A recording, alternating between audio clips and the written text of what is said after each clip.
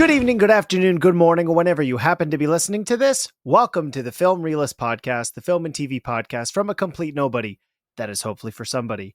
My name is Kyle Naranya, and welcome to episode 160. And on this week's episode, I will be discussing the first episode of Peacemaker Season 2. But I am not alone. I am rejoined by, his name does not say what it actually is, and I've just noticed this now. Andy Behbakht is back on Film Realist. Andy, welcome back. Hey yo, hello. Good to be back. First of all, I don't know if I said it in my first episode I was on, but Kyle is definitely not a nobody. He is definitely a somebody. And if you love him and you love his podcast, you should show your support for it online or on Apple Podcasts or Spotify, wherever you can do it at. Like, cause Kyle is definitely, if Kyle was a nobody, I wouldn't be here. Well, thank you very much. And this is going to be a great clip for the socials later. So, Yes. Andy, we are just going to talk about episode 1. So, listeners, you've been warned. We're talking full spoilers for episode 1. Any predicting from my part is purely prediction because I have only seen episode 1. So, we're going to jump into spoilers. You've been warned. You've only had to watch one episode of TV. I don't feel like it's asking a lot, so we're going to jump into that now. Chris, can you tell us a little about your skills? My skills? That's right. What sort of skills would you bring to the Justice Gang? I'm considered the finest marksman in the world. Not just with firearms, with any weapon, really. He murders people. Write that down. Where? I am also proficient in hand-to-hand combat. Volatile tendencies? Guy, chill out. I got it handled. Episode 1, the first place to start, is kind of been the main talking point of the internet so far when this episode aired, which was this is the soft reboot of the Peacemaker television series to fit it into the DCU. And the biggest change, of course, was a recast or replacement of the Justice League with the Justice Gang, as well as Superman and Supergirl. So, Andy, what was your reaction to this retcon? Because this was a conversation leading into the second season. Yeah, no, definitely, because everyone has been for over a year, or like since the show got renewed, and then we discovered that the show will be continuing part of the DCU. Is that everyone's been wondering, like, how are they gonna explain this? Like, and there was all these fears. I had my own fears. I thought that he was literally gonna just walk into a TV and just literally walk into the DCU and be like, okay, just go into the TV, like kind of like a Deadpool kind of stylish thing. But I should have known that James Gunn was like, nah, man, I don't have time for it. I'm just gonna make it very simple. Like retcon this, boom. Like, so I love the fact that we like, and also it's kind of genius marketing in a lot of ways because without telling us how it was gonna go down, it created conversations online, which of course leads to engagements. With some people, like platforms like Screenrun, which I work for, they will theorize about like how is this gonna work, how it will be part of the DCU or whatever. So I think we should have like figured it. Okay, it's probably going to be very simple. Like we are overcomplicating it more than it needs to. So like the first time I watched the episode, like I kind of just like burst into laughter because like, oh my god, like why didn't I see this coming? Because he kept saying like, well, everything from season 1 is canon except for that Justice League scene. So I thought like, oh, maybe just whatever they're gonna show that they were never there, and they're just gonna cut like where John Cena never yells at Aquaman or whatever.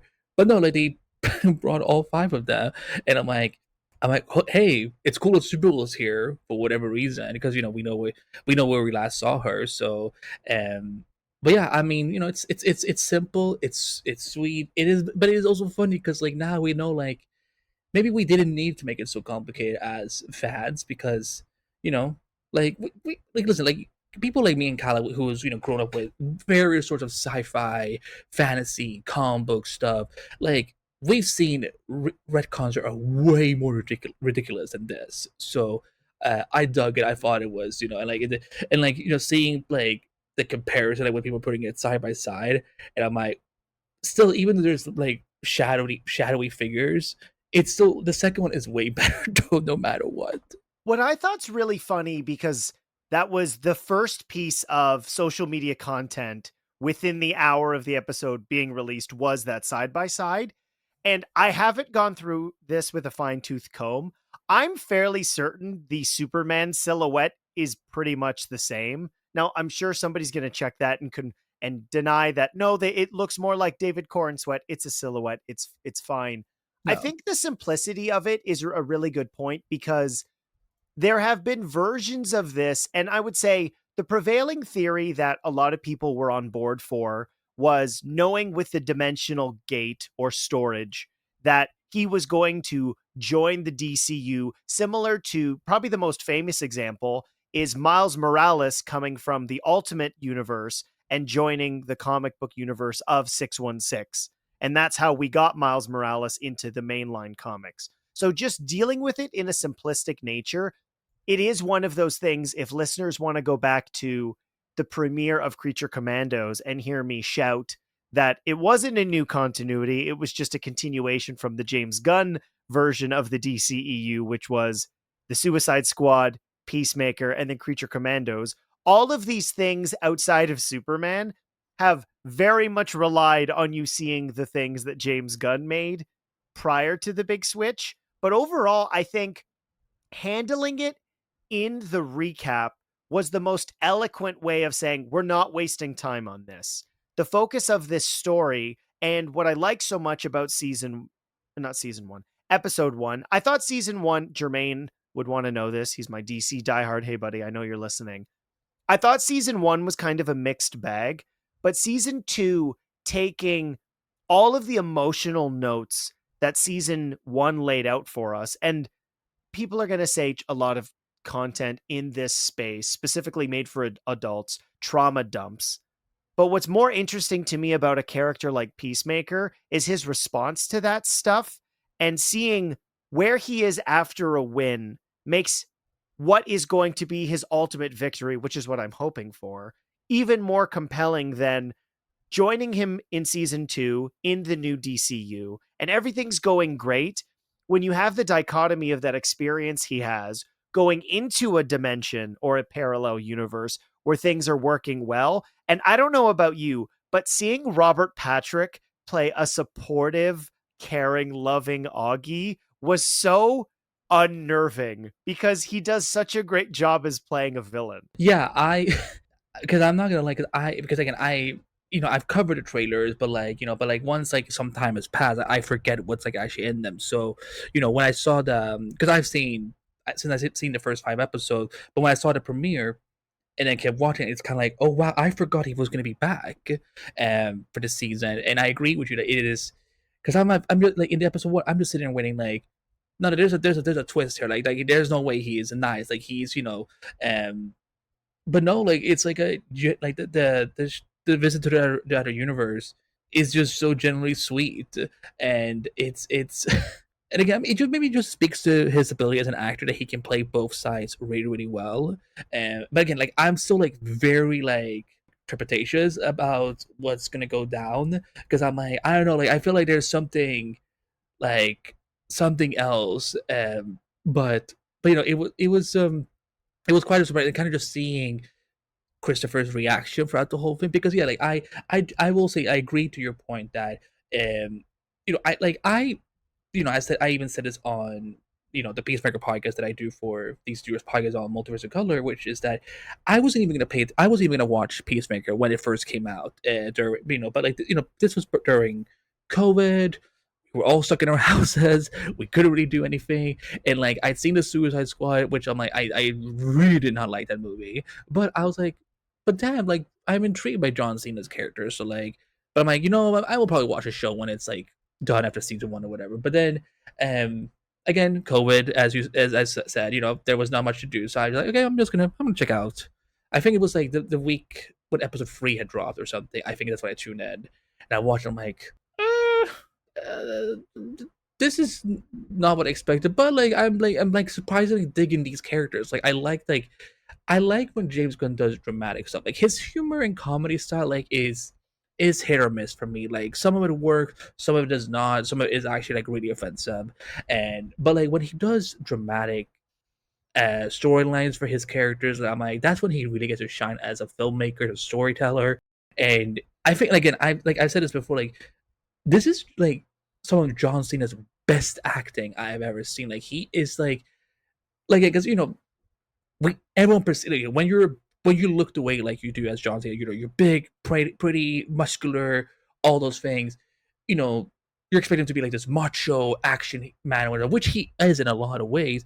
But here, like we see, like I love the fact that we get to see a man like him that society would not associate with as sensitive or having vulnerability or having emotions.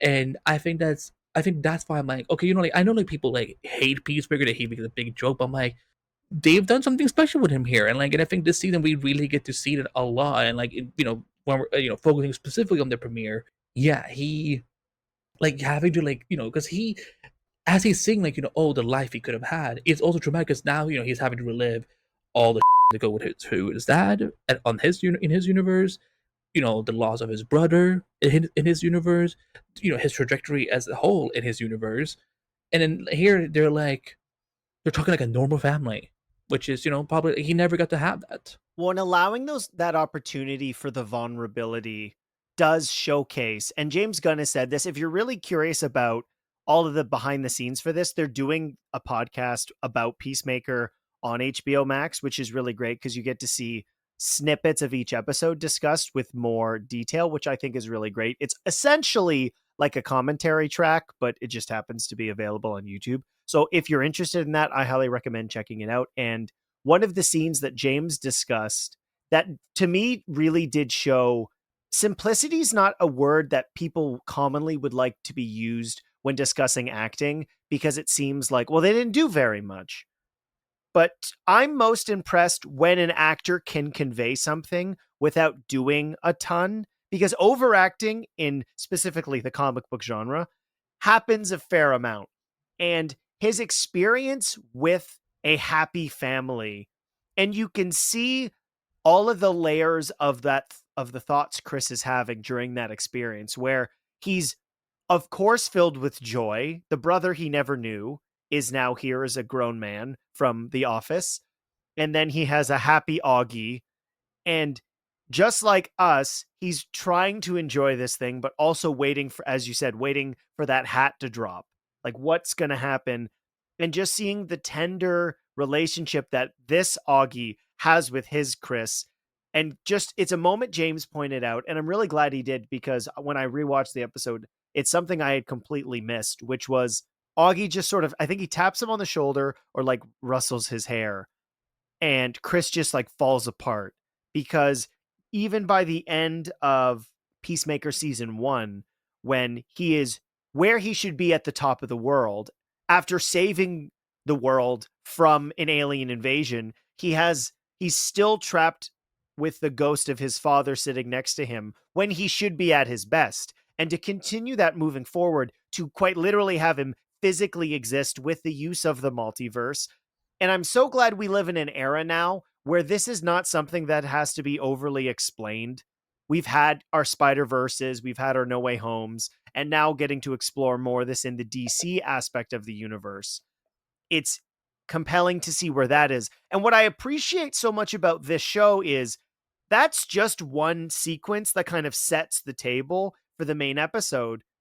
But most of it is actually setting up where everybody is and where they are at their lowest. And again, I think it's funny because a lot of people, and we've seen this with more so legacy franchises, where people don't like seeing their lead protagonists down in the dumps.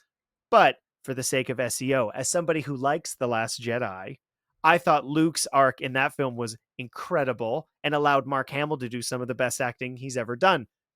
But everyone in their spots, and my favorite continuation from the DCU canon, because again, technically, we've only had 3 projects now in the DCU. We had Creature Commandos, which was our first animated series. We had Superman. And now we have our first live action series with Peacemaker season 2 properly being in the DCU.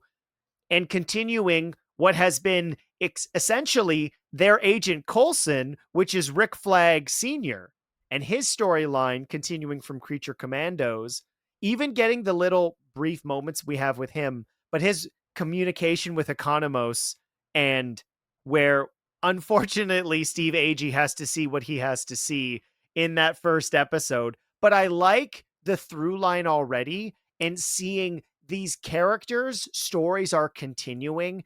And as somebody who appreciates this more than anything, we don't have to sit down and go, okay, so at the end of Creature Commandos, because you didn't have to stop in Superman and explain why Rick Flag is here. And then in Peacemaker season 2, episode 1, he's continuing his work with Argus. And you can see now, because things have kind of blown open after the events of Superman, he has this focus on Chris Smith Peacemaker because of what happened to Rick Flag in the Suicide Squad. And that being just a little bit of this episode, I'm so looking forward to those characters coming head to head. Yeah, I want to respond to what you were saying about the multiverse because again, you and I we're not strangers to DC doing multiverse stuff. Like the Arrowverse did it so well that getting to be back now here with this again, it's like they're not overcomplicating because again, there's been a lot of commentary. Is the multiverse concept like done and done? I'm like, I think like the way that people want it to be like as in the MCU, I think that's more so done. But I think you can still have these like intimate versions were like like they're doing with Peacemaker, where like we're visiting one universe and we see, but again it's not like this like radical change of like it's not like we're going to Earth 2 where suddenly Peacemaker is evil and this villain is now the hero or whatever. So but it's more just more simple, and that's perfectly fine. And so but again it's not like again it's a aspect of this season. It's not like the like this is the main thing for season 2. Like no, like again, like the characters are still the center of the series.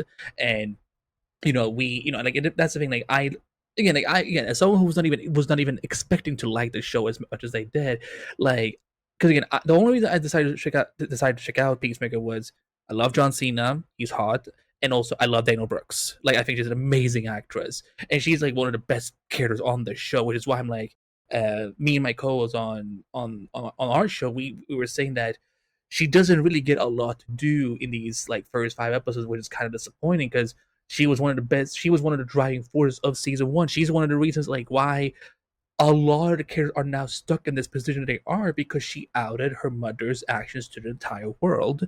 So yeah, like and like I said, like what Kyle was also saying that the DCU does not feel like homework. Like again, like if you didn't watch Creature Commanders, that's perfectly fine. You can still watch Superman, and then if you want to check out Peacemaker, you can do that too, even if you haven't seen Superman.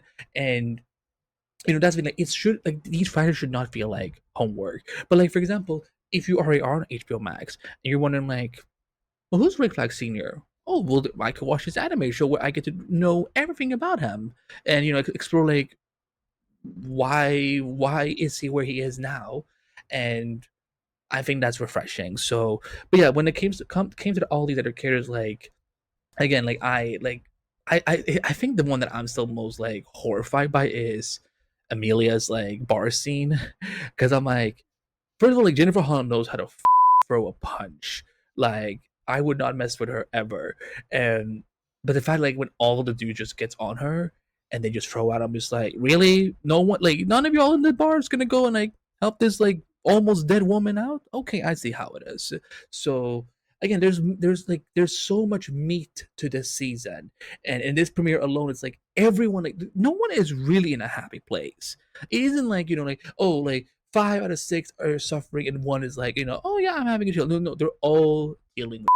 Yeah, I think that's one of the aspects that's interesting because the setup of that first season was one of my concerns, which is as much as I like James Gunn's work in the theatrical realm, a lot of the times it's ragtag group of misfits.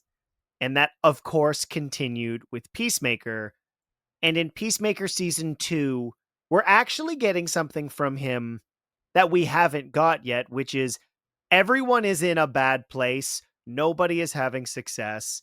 And it will be interesting because one of the things, and you know this as well as I do, that press was not even given episode 6, 7, and 8. And we know there's going to be other connections, but I want to go back to something you said about having to watch the other stuff.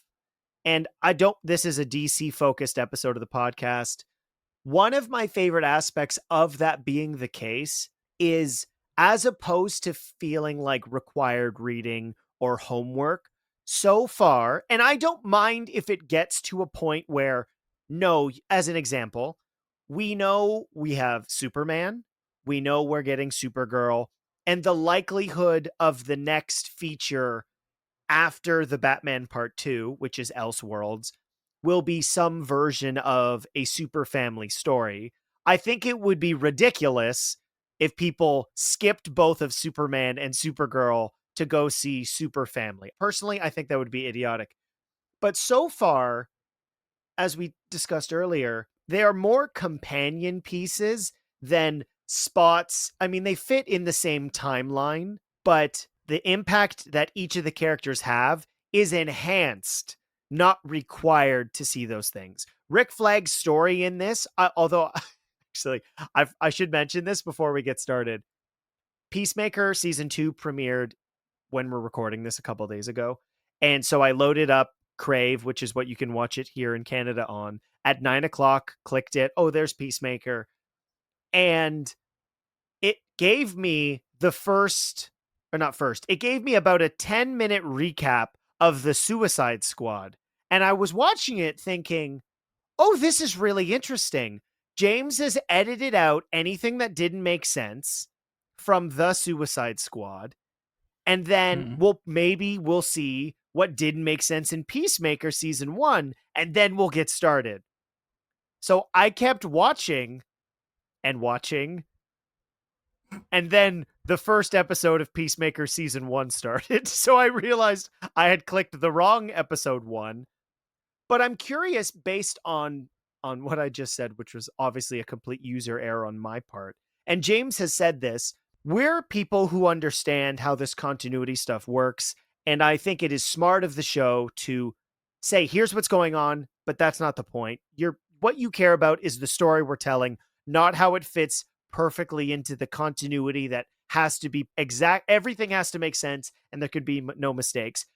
As somebody who grew up through the 90s with the DC animated universe, to use another DC element, as much as that was a cohesive shared universe, there are mistakes. And that's okay, because if you keep telling stories, usually you can address those mistakes and make it better. Would you be interested, though, if, let's say, this is the biggest hit on HBO Max again? I mean, there's not really anything to compete right now because the current era of television we live in, every premiere show is 2 to 3 years apart, which is incredibly annoying. Yep. Would you watch like a DCU version of season 1 if they kind of nipped and tucked anything that didn't make sense continuity wise? I mean, I think James talked about this like not that long ago. Like I think the reason they, I think he would love to do that. I think the problem is the fact that it would cost money. But like, because again, I rewatched season 1. When did I rewatch season 1? Maybe April. Okay. Or June. And like there were things where I'm just like, there's not really that many DCEU references. Like there's like so again, like if I was James, what I would probably do is I would edit the episodes of Peacemaker season 1 that if there is something, if there's even a reference that refers to something that he's going to be doing in the DCU but that doesn't fit in season 1 of Peacemaker, just take that out. And like again, like you don't have to reproduce the whole. Or what about a comic book like like yeah, tag? This doesn't make sense. Yeah. It was from before. Yeah, like you could do something like that. Yeah, like I think that I mean, obviously, I would want them to focus on take their money and focus and resources to giving us new content that we're excited about. But like, if there's a point where they're like, okay, we can probably tinker a little bit here with season 1, and then like we can update the episode that is on HBO Max. I think that's fine. But I don't know if I would want them to like go back and reproduce all of season 1 just so that it's like perfectly DCU canon. If anything, because I think that it's the Suicide Squad that's the biggest problem. Honestly, like that's one of the things. When I discussed Creature Commandos with our mutual friend Rob Keys, that was for me, I was most and I loved Creature Commandos. I thought it was fantastic because outside of Weasel and Amanda Waller, and yes, I know obviously Harcourt and Economos are in that, but that show does function without any prior knowledge. But the Suicide Squad, as from a storytelling standpoint, is kind of, to use another DC story, it is the flashpoint of this universe where so much of that is carried forward. Obviously, all the relationships get erased because if you didn't read, well, you can watch the animated film Justice League Flashpoint Paradox, or you can read Flashpoint, the DC Comics run, where all those relationships fell apart and it gave us DC Rebirth. No, the New 52. New 52. Yeah. Too many continuity switches. There's been too many. There's been too many. Convergence and all sorts of stuff. The Watchmen showed up. I don't want to get into it. Although Absolute DC and New Ultimate Marvel, amazing. So if you're a comic book reader, the new universes are way better than the old stuff. But that being kind of the quite literal Flashpoint, which the whole irony to this is we had a Flash movie, but I don't want to talk about that. I don't want to talk about it I don't either. want to talk about that at all. And so it's interesting just based on because of who created, and this is not a criticism, it is just an observation. And don't get me wrong, there's a lot of stuff that I like from the Suicide Squad that I would like to see carry over. I had a listener write in, so I thought it would be perfect time to add this into the conversation.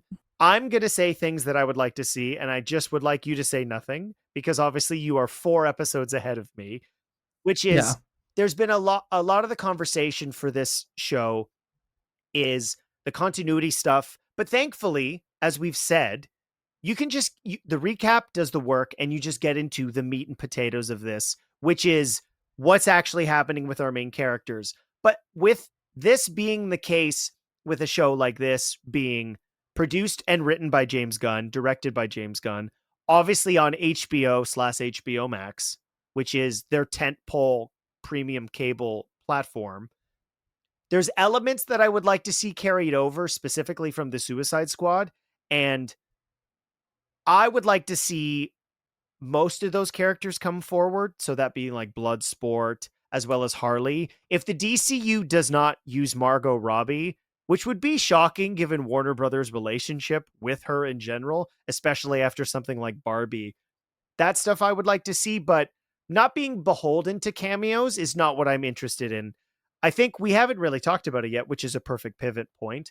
I liked so much that because of the maturity expectations of the different DC properties so far, because this is something, and this is a criticism, the MCU took forever to make something just strictly for adults. Yes, we know retroactively the Netflix stuff was considered canon. It wasn't going to be originally. Just read the wiki of Daredevil Born Again. Well, no, hold on. This is the complicated thing that I have to, because I covered Marvel Television, like the original Marvel Television era from Jeff Lowe, which was from the beginning when Daredevil, Jessica Jones, Luke Cage, and the other one, Iron Fist. Did you say the other one? That's why I'm the other one, and then the Defenders. Yep. It was always like everything that is, from that came from Marvel Television has always been MCU canon. Kevin Feige even said, Agents of S.H.I.E.L.D. has always been canon to MCU. So has these other shows. It's just that the movies didn't address anything. Yeah, exactly. But then the TV shows would have actual effects on the movies. Again, like Agents of S.H.I.E.L.D. literally sets up the opening of Avengers: Age of Ultron. Mm-hmm. So again, like Kevin Feige's laziness should not be, that should not justify these shows not being canon until like they said they actually were. So like I was more specifically referencing Born Again's essentially was going to ignore that stuff. Not that the previous era wasn't canon, but like the mandate was no, we're functioning as if this stuff hasn't happened. But I meant more so for the DC aspect of this, which was we've had 2 adult things. Like Creature Commandos is an adult aimed cartoon. And then obviously you had Superman, which was PG-13 skewing more family, as we can tell based on what the release of that was like. And then because they're not afraid to do that, we get to see more adult versions of characters we were introduced to in Superman. I like seeing Hawk Girl and Guy and Maxwell Lord just riffing because it's one of the things that has been obviously always a conversation around the heroes and the villains of this universe. Like, they're all adults. Obviously, what we Yeah. see from them is usually not adult, but just getting the back and forth and Guy really being Guy even more so than he was in Superman, I found entertaining. And exactly the same thing I would say about the retroactive continuity. That scene's just played there to be like, hey, here's some breadcrumbs, and they may show up again, who knows? But that kind of connectivity is something I really appreciate because, again, you don't have to know who they are. The show does the work for you. Chris sits down, and Maxwell Lord goes, hey, I'm Maxwell Lord. This is Guy Gardner. This is Kendra Hawk Girl. Let's move on. I'm hoping at some point we don't have to do that anymore, where audiences are continuing with this stuff. But I think it's fun to have those connective tissues. And I'm curious if Peacemaker, like Creature Commandos, we are going to get teases to characters that we haven't yet been introduced to. One of my favorite parts of Creature Commandos was seeing Dr. Phosphorus's background and just getting a silhouette of Batman. That was awesome. I don't need to know who the actor is right now. I would like to know, Exactly. but I think that was really cool. If we do actually get one of the two actual heroes from Superman with Millie Alcock or David Cornsweet, that would be really cool. My personal favorite would be maybe Jimmy shows up for absolutely no reason, because I think that would be really entertaining because I really like Skylar's version of him. But overall, in terms of doing a lot of work, but also stepping to the side to give us what this show's always been about, which is its people, I think this was a really good premiere. Yeah, it never got to a point where like you're almost like exhausted from like, oh my god, you're explaining so much. It's just again like we were saying at the beginning of this review is the previously on is all you needed, because again it's like we get it, like they're gonna like I don't like we don't need a full explanation like that showed us like how detailed they were of getting Peacemaker into this this universe. Like we're just gonna say it retroactively, boom, move forward. Like again, like because this is still Peacemaker's show. This shouldn't be the show that like exists just because now it's part of the DCU when it didn't start as being part of the DCU. Like again, like because I don't want to watch 8 episodes of them having to justify like why they even exist.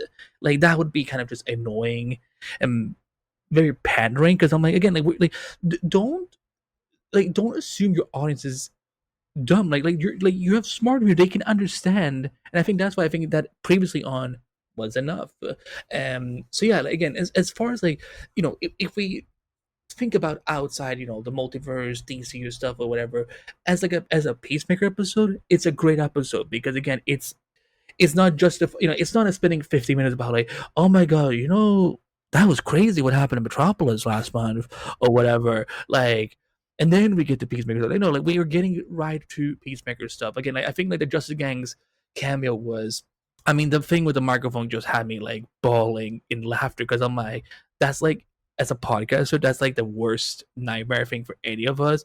Like especially if we're muting it, if we're muted and listen to someone else talk, and then if if we're having to talk to someone on the other end or whatever, and then they actually hear what we're saying and it's something it's like, yikes, sorry.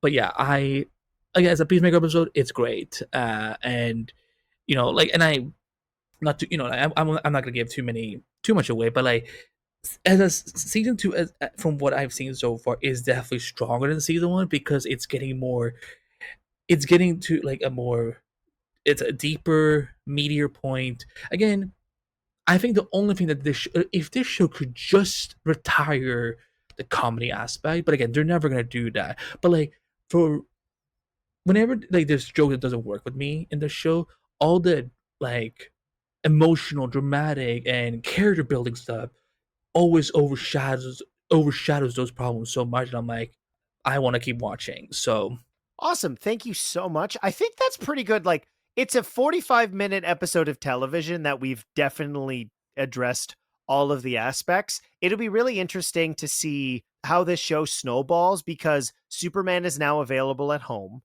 is that going to drive up people watching the other things? Like it's only been 2 days by the time we're recording this. So I'll be really curious to see what the reaction is to kind of all of the DCU stuff, because similar to other projects in other universes, when something does really, really well and it has connective tissue to other projects, a rising ocean raises all boats. So I'll be really curious about that. Andy, are you ready to hear some question of the week responses? Let's do it. Can I ask you a question? Just one? There's something I've been meaning to ask you. I ask the questions, you answer the questions. Why do you ask questions to which you already know the answers? Did that count as a question? Yes. Damn it. This week's question of the week was something I brought up already, but it's a perfect time to look at it now, which was, which characters from the Suicide Squad would you like to see brought into the DCU, inspired by Peacemaker getting his own show, and that obviously, as we've addressed, being brought over to the DCU? Dylan writes in, I take Polka Dot Man or King Shark if they're the same in the new universe. Why not? Yeah, okay, but David Dastmalchian's so busy doing other things. I don't know if that would work out, Dylan. Scotty Cameron. I'd prefer to just have Peacemaker and Waller be the only characters from the Suicide Squad that appear in the DCU. The rest could be recast and rebooted. If I had to pick one, it'd be Ratcatcher, since she was the least connected to the DCEU. I'd prefer the rest of actors in new roles, like how Sean Gunn played Calendar Man and is now Maxwell Lord. I'd like to see Idris Elba as Deadshot. Interesting. He'd be closer to the DCU's Batman's age, since we're on Robin number 5. Scotty, I loved everything you had to say until you brought up Robin number 5. I don't want to think about Damian Wayne at all. So let's just move on from that. Legacy Odinson writes in, I had a good time watching Nobody 2, but I think it wasn't much of an improvement over the first one. The bus fight alone set the bar high. That's true. And there wasn't anything quite as captivating in this of a sequence in the sequel. Legacy, I agree with you. And your question of the week response is, shout out to putting Condiment King in a Suicide Squad title. On a serious note, Killer Frost. Legacy, I love your answer, but I'm pretty sure we didn't ever see Killer Frost in the DCEU. I love that character, but no, I think that would be cool. All right, let's see. Here we got on Instagram. Artos Baker says, I hope Starro returns or is revealed to have survived. I just want to see him as the first Justice League villain like in the comics. I love that for you. My personal favorite version of Starro, I don't know if you've read or seen this, Andy, is in The New Frontier by Darwin Cook. I love that version of Starro. And the Center, I think that's brilliant. And then Dodge7731 says, give me King Shark. I want more King Shark. And then ironically, we have Deadshot from Jermaine Jones, but he said Will Smith and would cook together. I don't see that happening, Jermaine. I'm offended that no one said Harley Quinn, because Margot Robbie as Harley is easily a top 5 DC casting of all time, maybe top 4. Because they can't just all be Batman. So I'm going to say she's on the Mount Rushmore. So lots of things there. I feel bad for Andy because he's seen more episodes, so he can't address this question whatsoever. But, Andy, I can ask you this week's question of the week. Okay. Next week's review is going to be of Caught Stealing, which is obviously a movie about crime written by, I wanted to say Darren Aronofsky, and then I feel like I'm wrong, but I also think that's right. Let me check. No, I was right. There we go. And it looks to be more of kind of like an American throwback to Lock, Stock, and Two Barrels or Snatch, the Guy Ritchie films. So this week's question of the week is, what is your favorite crime movie? So to let me know, you can email the podcast, filmreelistspod@gmail.com. You can comment below on YouTube and Spotify or on Anchor. Lastly, you can comment on any of the social medias. Film Realist is on everything, so I will see it as long as you make sure to hashtag it QOTW. So Andy, you can think about that. I have one new review on Apple Podcasts that I'm very grateful for, which comes from Sunspot. Irony is that's an X-Men character that I introduced Melody to yesterday. Says, in 5 stars, an absolutely tremendous podcast. Now, this is back in June. Apologies, Sunspot. I think I missed it because it was an international review. That's probably why I missed it. Andy, thank you so much for coming back to the podcast. We have No, thank you for me. a lot of discussions not on, and I figured we might as well put one on the show. Andy can be found on Screen Rant and, of course, running Multiverse of Color. I may or may not have written a theory that was posted there. So if you want to check that out, I'll leave it in the show notes. Andy, thank you so much for coming back onto the podcast. Thank you for having me. I always love chatting with you on or off air, and like I said at the beginning of the show, if you Kyle is definitely someone. So if you agree with that sentiment, you can subscribe on Apple Podcasts, on Spotify, on YouTube, follow on TikTok or Instagram or X or Twitter, whatever you want to call it, and show your support there. Because, like, listen, like as a podcaster myself, I've done many a podcast throughout my career. Some people may know me as the Flash Podcast, and trust me, like I know, like, any review, any retweet, any download is always appreciated. So show that for him as well, because that's how you help your favorite podcasters grow. Like, we don't just come out of nowhere and just get this, instant platform or whatever and so on. We have to grind really, really hard. So if you really do appreciate this show and you appreciate Kyle, it just takes like less than 5 minutes. I don't have anything else to say besides my name is Kyle Naranya, and I will see you next time.